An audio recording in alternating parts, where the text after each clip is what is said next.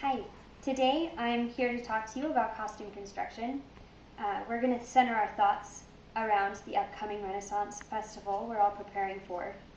The last Renaissance Fair, we made discoveries about our attire, things that we haven't previously thought about. So we're here today to take those into account and decide the best costume for our purposes. We're going to start talking about fabric choices and then pattern choices, and last of all, the construction. So first we're going to talk about fabric types. Though it may not seem like this matters, there are some simple guidelines and stipulations that will make construction easier and the costume more comfortable. For instance, when you're talking about Renaissance period costumes, most are made with velveteen or heavy brocades and lavish detailing. In the spring and summer here in Utah, these fabrics would be hot and uncomfortable. The ideal costume here would not consist of heavy or thick fabrics. So we have two generalized categories to choose from. The first is natural fibers and the second is artificial fibers. The difference here are very important in making your fabric decision. It's important firstly to note that you can find lightweight fabric in both categories. However, the similarities pretty much end there.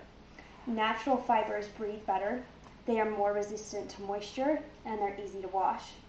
Artificial fibers will not wrinkle, but require more care when sewing, cleaning, and applying heat.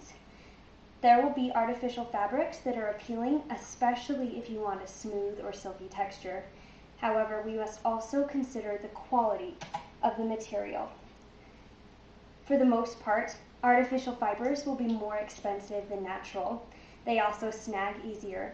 Some fabrics must be dry cleaned, others you can't iron, and they're difficult to sew. Natural fibers look less expensive, but they need to be pre-washed before being sewn. As a whole, in the past and now, we've generally agreed on using polished cotton, which is a natural fiber. That means in order to maintain the best possible design, we must choose our colors and notions carefully. The color choice is very important, though it may not seem readily apparent. It doesn't, for instance, matter if you want a pink costume or a green costume, but what will matter is the shade. The darker the fabric, the hotter the costume. At this point, the notions become a valuable asset. We can add trims, laces, buckles, tassels, cords, and buttons, all to dress up our costumes, once we found the colors and selections that appeal to us. It's time to choose a pattern once we've done this. These processes are actually very involved with each other. You may be choosing a pattern before you find fabric, or you may find fabric that you like and then design your costume around that. There are 5 major pattern companies in our area: McCall's, Butterick, Vogue, Simplicity, and New Look. Each carry a selection of patterns. The selection of your pattern relies on 2 important factors: your sewing ability and the design of your costume.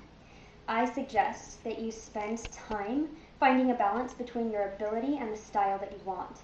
It may be difficult to find the perfect pattern, but if you know your costume designer brand and you have time to wait, you can often find sales where specific companies sell their patterns at wildly reduced prices on a fairly regular occasion.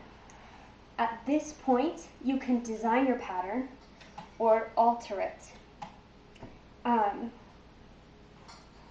You can add your own notions, or you can combine different patterns for a flattering cut, or to splice patterns together for an accurate time period. The last thing we're going to talk about is the actual construction. The common stitches that you're going to use. The 3 most common stitches are the straight stitch, where you're sewing in a straight line, generally 5/8 inch from your fabric edge. Though this implies one direction, the straight stitch is used around every corner, in reverse, and any other imaginable way. The zigzag stitch will be used on portions that are going to be introduced to more stress, parts of your costume, like your shoulders, your crotch, your hemline. The last stitch is the buttonhole stitch, and this has to be measured twice. The first is the measurement on your costume where it's going to be positioned, and the second measurement is the button size. Next, we're going to fit the costume. Fitting the costume is very important. You measure before you find your pattern, but once you've sewn it, you must fit the costume. Even the best and most well-made costumes have to be fitted. The best point to do this is after the majority of the sewing has been done and before you hem the costume. The very last part is the presentation of your costume, adding the final product. This could be anything from your choice of shoes to hairstyles to slips, anything that the costume looks incomplete without. One final note, depending on the length of the fair and its location, some choices may be disregarded for comfort. Even if your boots match perfectly, you may not want to walk around in them for 4 hours. So when deciding on your presentation, be sure to think about all of your characteristics. Thank you for letting me speak, and I wish the best for each of you and your costume construction.